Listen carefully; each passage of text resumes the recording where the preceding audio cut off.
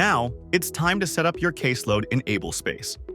To get started, visit the AbleSpace website at www.ablespace.io and create your free account. Simply click on Sign Up. Fill in your details, and your account will be ready in moments. Once you've signed up, you will land on the Caseload tab. This is where you can add all the students you will be collecting data for throughout the year. Let's begin by adding a student. Click the Add Student button and fill in their details, such as first and last name,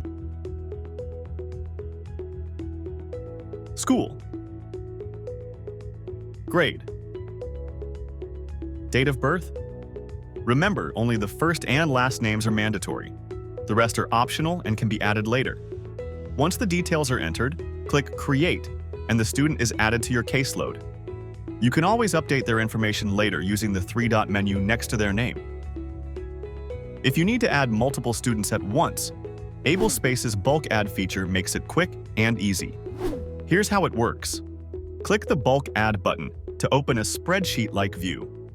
Copy and paste rows or columns directly from an Excel spreadsheet, Google Sheets, or an IEP management system. Only the first and last name fields are required, while other details remain optional. Once everything is pasted, click Save. With just a few clicks, you will see all your students added to your caseload instantly. To view a student's profile, simply click on their name. This will bring up their profile details.